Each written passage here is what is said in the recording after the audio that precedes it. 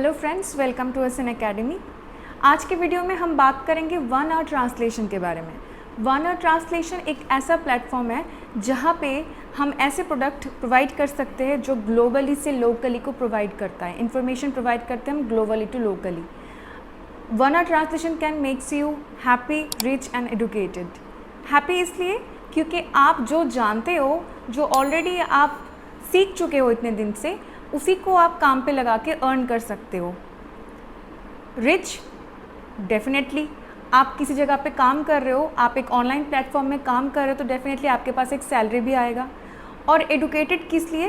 क्योंकि यहाँ पे आप कुछ नया भी सीखने वाले हो। सो बात करते हैं वन आवर ट्रांसलेशन के। वन आवर ट्रांसलेशन एक ऐसा प्लेटफॉर्म है जो कि ग्लोबली अब इनके ऑफिसेज है। यूएसए, इज़राइल, चाइना, रोमानिया, इन सारे कंट्रीज़ में इनके 60% ऑफिसेज है और इंडिया में भी अब इनका सेटअप शुरू हुआ है। 25,000 प्रोफेशनल ट्रांसलेटर इस प्लेटफॉर्म के साथ जुड़े हुए हैं और आप भी इसके साथ जुड़ सकते हो। तो शुरू करते हैं। ऑनलाइन ट्रांसलेशन जैसे ही आप अपने गूगल में टाइप करते हो तो उसका एक पेज खुल जाता है onehourtranslation.com के नाम से। उस पर जैसे ही आप साइन इन करते हो आपको वहाँ पे अपना एक अकाउंट क्रिएट करना होता है। आपको एक यूनिक आईडी और अपना पासवर्ड इस पर इनपुट करना है और आपका अकाउंट क्रिएट होता है। उसके बाद उसमें आपको कुछ बेसिक इन्फॉर्मेशन प्रोवाइड करना पड़ता है, जैसे कि account information, language skills, resumes and certificates and about me. एक बहुत important cheese one our translation के लिए ये है कि यहाँ पे आपके जो ग्रेड्स है, ग्रेजुएशन, पोस्ट ग्रेजुएशन, आप बीकॉम के स्टूडेंट हो, आप बीसीए के स्टूडेंट हो, आप बीएससी कर रहे हो, आप ज्योग्राफी ऑनर्स कर रहे हो, इसका कोई मतलब नहीं होता। कोई भी जो अपने मदर लैंग्वेज के साथ बहुत अच्छे से प्रोफिशिएंट है तो वो इस प्लेटफॉर्म में काम कर सकते हैं। हमारे इंडिया में जितने भी रीजनल लैंग्वेजेस है, जो भी लोकल लैंग्वेज है, स्टैंडर्डाइज लोकल लैंग्वेज जो है, उनके ऊपर ये काम करते हैं। सो यहाँ पे आपको 300 से ऊपर लैंग्वेज प्रोवाइड होगा जो आप चूज़ कर सकते हो as a source language to translate, right. So account information की मैं बात कर रही थी। अकाउंट इन्फॉर्मेशन में आपको अपने बारे में थोड़ा सा डिस्क्राइब करना है। अकाउंट में आपका डेट ऑफ बर्थ, आपका जेंडर, आपकी नेशनलिटी, आपका फ़ोन नंबर, ये सारा प्रोवाइड करना है, राइट। नेक्स्ट है लैंग्वेज स्किल्स। लैंग्वेज स्किल बहुत इंपॉर्टेंट पार्ट है for this platform. Language skill में आपको दो टैब मिलेंगे। First one is source language and the second one is target language. Source language क्या? तो 90% जो ग्लोबली, क्योंकि मैं ये ग्लोबल प्लेटफॉर्म है, जो 90% ग्लोबली काम होता है वो इंग्लिश में होता है, तो कोशिश करिए कि आप इंग्लिश को सोर्स लैंग्वेज रखने का। सोर्स लैंग्वेज जिनकी इंग्लिश इतना फ्लुएंसी नहीं है उनको भी मैं बोलूँगी, अगर आप इंग्लिश थोड़ा भी 50% भी पढ़ के समझ सकते हो तो आप सोर्स लैंग्वेज को इंग्लिश ही चुनिए, क्योंकि तो आपको ये बहुत जल्दी हायर करेंगे, प्रेफरेंस बहुत ज़्यादा मिलता है। सो सोर्स लैंग्वेज में आप इंग्लिश डालो। उसके बाद जो टारगेट लैंग्वेज है, target language should be your mother language. Like अगर आप हिंदी में प्रोफिशिएंट हो तो हिंदी डालिए, अगर आप बंगाली हो तो बंगाली डालिए, पंजाबी हो तो पंजाबी, मराठी हो तो मराठी, राइट, ओके। तो ये जब आप फिल करते हो तो बहुत लोग ये इसमें गलती ये करते हैं कि वो एक ही चूज़ करके छोड़ देते हैं। अगर आप सिर्फ एक ही टारगेट और एक ही सोर्स लैंग्वेज चूज़ करते हो तो आपका जो चांसेस है वो बहुत लो हो जाता है, क्योंकि जब वो रिज्यूमे चेक करते हैं वो बार बार ये चेक करते हैं कि नंबर ऑफ़ सोर्सेज कितने हैं। तो कोशिश करिए जब आप लैंग्वेज सेट करते हो तो वहाँ पे ऐड बटन है साइड में, आप उसको 2 बार टैप कीजिए। टैप करोगे तो नेक्स्ट वो अपने आप चेंज नहीं होगा, आपको वो चेंज करना पड़ेगा। फॉर एग्जांपल अगर आप सोर्स लैंग्वेज को मैंने इंग्लिश किया, टारगेट लैंग्वेज को मैंने बंगाली किया, राइट। ऐड एक बार बटन टैप कर दिया तो वो सेट हो गया। नेक्स्ट मुझे दोबारा ऐड करना है और मुझे जो सोर्स लैंग्वेज और टारगेट लैंग्वेज है उसको दोबारा चेंज करना है। So you can add English, Hindi, Punjabi, Marathi, Gujarati, जो भी इंडियन लैंग्वेजेस है जिसके बारे में आपको अगर 20 to 30% नॉलेज भी है तो आप उसको ऐड करो, और vice versa, like English to Hindi, Hindi to English, English to Bengali, Bengali to English.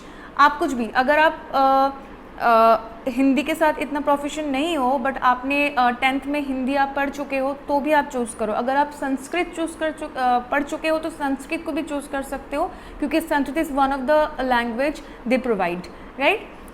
ऐसे उर्दू भी होगा, संस्कृत भी होगा, पंजाबी भी होगा, गुजराती भी होगा, एसएमएस भी होगा। तो आप कोशिश करो नंबर ऑफ़ जो लैंग्वेजेस है ज़्यादा से ज़्यादा चूज़ करने का। तो वो सेट करने के बाद नीचे आएगा सिर्फ सोर्स लैंग्वेज, लाइक पहले सोर्स टारगेट हो गया, फिर बाद में आएगा सिर्फ सोर्स लैंग्वेज। तो सोर्स लैंग्वेज में जाके आपको दोबारा 7 से 8 लैंग्वेज को आप चूज़ करो और ऐड कर दो। नेक्स्ट है रिज्यूम और सर्टिफिकेट्स। तो देखिए, जब भी हम कहीं पे अप्लाई करते हैं, कोई अलग अलग प्लेटफॉर्म में आप अप्लाई करते हो, तो बहुत ज़्यादा जो इम्पैक्ट देता है वो है रिज्यूमे आपका, राइट। तो रिज्यूमे में आप like if you are a software developer, अगर आपका रिज्यूमे जो बना चुके हो उसमें आपका सिर्फ सॉफ्टवेयर डेवलपमेंट के ऊपर ही सारा डिस्क्रिप्शन है, तो जब वो देखेंगे, जब वो सारे रिज्यूम्स को चेक करते हैं, तो उनका फोकस रहता है कि कहीं पे भी उनका लैंग्वेज ट्रांसलेशन पे काम हुआ है कि नहीं हुआ है। हम लोग जो भी है लाइक हम हिंदी बोलते हैं, हम हिंदी जानते हैं, हम हिंदी लिख भी सकते हैं, बट ये शायद हमारे हमने सिर्फ एकेडमिक में ही हमने करा हो, बट हमने कभी प्रोफेशनल लेवल पे हमने उस पर काम नहीं किया हो। Being a Bengali girl, I am very much professional with my Bengali language, but हाँ, मेरे जो प्रोफेशनल टाइम में मुझे बंगाली मेरे को हेल्पफुल नहीं था, मेरे को इंग्लिश और हिंदी से मुझे काम चलाना पड़ा। बट येस, क्योंकि मेरा मदर लैंग्वेज बंगाली है, तो मैं यहाँ पे नेटिव लैंग्वेज जो है उसके कारण मैं इसको बंगाली डाल रही हूँ। और जो रिज्यूमे है वहाँ पे आप कोशिश करो, जहाँ पे आपका नॉलेज एरिया है वहाँ पे आप थोड़ा सा चेंज करो और वहाँ पे डालो कि आप इस लैंग्वेज में जानते हो और इस लैंग्वेज के बारे में आपको बिल्कुल आइडिया है। डेफिनेटली अगर आप जो भी रीजन से बिलोंग करते हो, अगर आप पंजाबी हो तो आपने 10th में अपने बोर्ड्स के टाइम में आपने पंजाबी ज़रूर पढ़ा होगा, या फिर हिंदी पढ़ा होगा, या फिर संस्कृत पढ़ा होगा, तो आपको नॉलेज होगा। तो एटलीस्ट अगर आप पढ़ भी सकते हो, अगर आप लिख भी नहीं सकते हो, आप पढ़ सकते हो, तो भी आप उस लैंग्वेज को ज़रूर ऐड करो और अपने रिज्यूमे में वो ज़रूर मेंशन कीजिए कि मैं इस लैंग्वेज के बारे में जानता हूँ और मैं इस लैंग्वेज के बारे में बहुत ज़्यादा कॉन्फिडेंट हूँ, मैं इसको चेंज करने का मेरे में I have that much eligibility ability to change the language from this to this, right. Next बात आती है सर्टिफिकेट्स की। अगर आपके पास कोई भी लैंग्वेज का सर्टिफिकेट है, आपके पास कोई भी लैंग्वेज कोई भी अदर लाइक फॉरेन लैंग्वेज का कोई सर्टिफिकेट है जो आप सीख चुके हो या सिखा रहे हो, अगर आप सीख चुके हो या सिखा रहे हो कोई फॉरेन लैंग्वेज, तो आप 200% चांसेस है आपको वो फटाफट हायर कर लेंगे। बट अगर आपका वैसा नॉलेज नहीं है, बट आप लोकली आपके पास कोई सर्टिफिकेट है, लाइक बहुत लोगों के पास स्पोकन इंग्लिश का सर्टिफिकेट होता है या फिर कुछ अदर लैंग्वेजेस का सर्टिफिकेट है, वो ज़रूर आप अपलोड करो।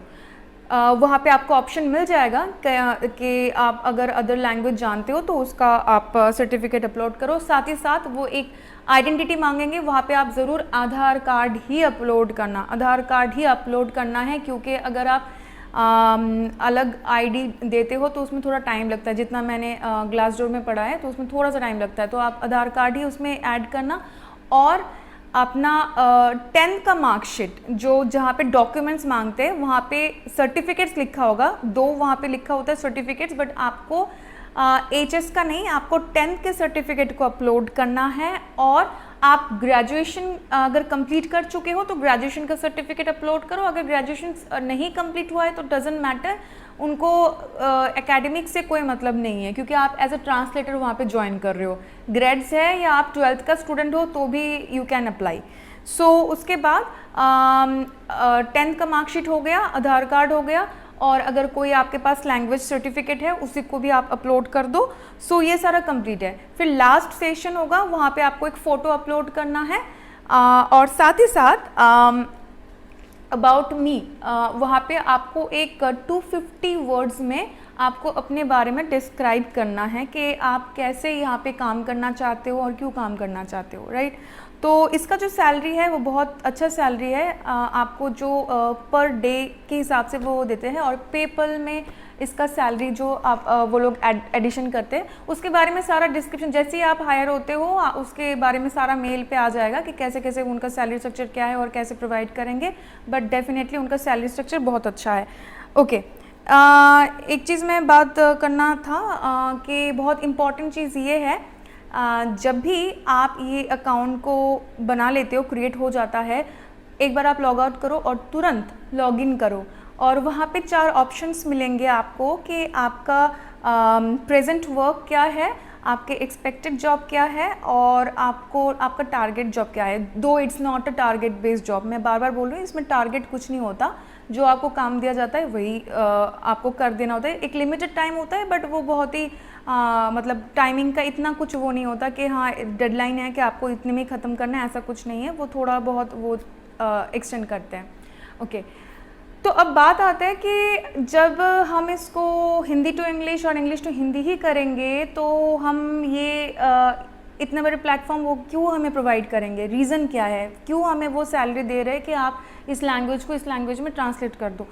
आप लोग ऑलमोस्ट सब जानते हो कि गूगल हमें प्रोवाइड करता है गूगल ट्रांसलेटर, जिसमें हम English to Hindi, Hindi to Bengali, हम कुछ भी ट्रांसलेट कर सकते हैं। तो वो क्यों नहीं करते? आप जब गूगल ट्रांसलेटर में बैठते हो, डेफिनेटली आप ट्रांसलेटर तभी ओपन करते हो जब आपको एक लैंग्वेज से दूसरे लैंग्वेज में आपको 100% आप कॉन्फिडेंट नहीं होते हो। लाइक अगर मैं बंगाली टू मैं उर्दू में जाऊंगी, मुझे उर्दू सुनने में मुझे मुझे उर्दू समझ आता है थोड़ा बहुत, बट मैं अगर उसको एग्जैक्ट प्रॉपर उर्दू में कन्वर्ट करना चाहती हूँ तो मैं नहीं कर पाऊँगी। तो वह मैं गूगल ट्रांसलेटर का हेल्प लेती हूँ। बट गूगल ट्रांसलेटर में भी थोड़ा बहुत चांसेस रहता है एरर आने का, तो वो लोग ये चाहते हैं कि बिल्कुल एरर फ्री कन्वर्शन हो, एरर फ्री ट्रांसलेशन चाहते हैं वो, ठीक है। ओके, अच्छा, जो पेमेंट फॉर एग्जांपल अगर आपको एक प्रोजेक्ट के लिए वो 2000 से 2500 अगर आपको एक प्रोजेक्ट के लिए वो पे करते हैं, सो मेरे ख्याल से अगर आपको, जैसे मैंने पहले ही बोला था कि अगर आपको 20 to 30% भी नॉलेज हो तो फिर भी आप लैंग्वेज को चूज़ करो। इसका रीज़न ये है कि बहुत सारा ऐसा प्लेटफॉर्म है, बहुत सारे लोग, जैसे OLX में भी आपको बहुत सारे ऐसे ट्रांसलेटर मिल जाएगा जहाँ पे आप काम करा सकते हो। लाइक अगर आप 2000 अर्न कर रहे हो या 2500 आप अर्न कर रहे हो एक प्रोजेक्ट के लिए और आपको पंजाबी आता है थोड़ा बहुत, आप एटलीस्ट समझ सकते हो कि गलती कहाँ पे है, बट आप एग्जैक्ट वे में करा नहीं सकते हो, तो आप किसी और से काम करा लो। OLX में बहुत लोग बैठे हो जो कि ट्रांसलेशन में काम करते हैं, आप उनसे भी करा सकते हो, उनको पे करो, फ्रीलांस में ऐसे ही काम चल रहा है तो आप ऐसे भी करा सकते हो। बट हाँ, मस्ट बी कि आप सारा काम आप किसी के दूसरे के थ्रू मत कराओ, कुछ कुछ काम तो करा सकते हो जहाँ पे आपको लगता है कि हाँ इसमें शायद थोड़ा बहुत एरर आ सकता है, तो वहाँ पे आप किसी और का हेल्प ले सकते हो, या फिर गूगल ट्रांसलेटर में भी आप हेल्प ले सकते हो, उसमें कुछ दिक्कत नहीं होती है। So this is all about OneWord translation. बहुत अच्छा प्लेटफॉर्म है, उसके लिए आपको कोई मेहनत करनी नहीं पड़ती है, आपको ग्रेजुएशन नहीं चाहिए, पोस्ट ग्रेजुएशन नहीं चाहिए, एकेडमिक का कोई कुछ नहीं देखते वो लोग सिर्फ ये देखते हैं कि आप लैंग्वेज ट्रांसलेट कर सकते हो कि नहीं। और जो मैंने चीज़ बोला कि जैसे आप अकाउंट क्रिएट करते हो, लॉग आउट करके दोबारा एक बार लॉग इन करो और तुरंत चारों बटन को आप टैप करो तो उनके पास एक मेल जाता है कि ये जो अकाउंट है ये एक्टिव अकाउंट है, और वो तुरंत आपका वो रिव्यू करते हैं, रिज्यूम भी देखते हैं, सर्टिफिकेट्स वगैरह सब कुछ देखते हैं। और एक चीज़ आपको रिज्यूम को, जैसे मैंने बोला है कि पर्टिकुलर अगर आप OneWord ट्रांसलेशन के लिए बना रहे हो तो उसमें आपके रिज्यूमे में ऐसा कुछ ज़रूर होना चाहिए जहाँ पे जो ये शो करे कि आपको आपकी लैंग्वेज पे आप बहुत ज़्यादा कॉन्फिडेंट हो और आप वो ट्रांसलेशन करने का एबिलिटी रखते हो, तो ये चीज़ आपके रिज्यूमे से वो शो होना चाहिए। एंड द लास्ट थिंग, जैसे ये आपका रिव्यू करते हैं तुरंत आपके पास एक मेल आता है कि या तो अभी आपका जो सोर्स लैंग्वेज है, आपका जो टारगेट लैंग्वेज है, उसके बेस्ड हमारे पास अभी थोड़ा कुछ काम नहीं है, तो जैसे ही काम आता है आपके साथ हम कांटेक्ट करेंगे या आपके पास काम आ जाएगा। और अगर काम अवेलेबल है उसी दिन एट दैट मोमेंट आपके पास वो प्रोजेक्ट आ जाएगा। जैसे ही आप क्रिएट करते हो, इसलिए मैंने बोला कि आपको एक बार लॉगिन करना है कि दोबारा जब आप लॉगिन करते हो अगर वर्क अवेलेबल होगा वो तुरंत आपके पास एक कॉल आएगा या तो मेल आएगा और काम प्रोवाइड हो जाएगा। कितने दिन में वो काम फिनिश करना है उसका भी सब कुछ होता है, और सारे रूल्स एंड रेगुलेशन और सैलरी का क्या रहेगा सब कुछ उसमें आ जाता है। सो ये था आज का सेशन OneWord ट्रांसलेशन के बारे में। बहुत अच्छा प्लेटफॉर्म है, मैं खुद इसके साथ जुड़ने की कोशिश कर रही हूँ और इसके सारे रिव्यूज़ मैंने देखा है, सारे रिव्यूज़ बहुत पॉजिटिव है।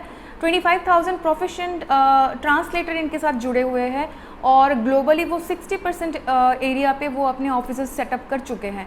सो यस, जेन्युइन प्लेटफॉर्म है, आप एक बार ज़रूर ट्राई करना और मुझे ज़रूर बताना कि आपका एक्सपीरियंस कैसा रहा। Thank you.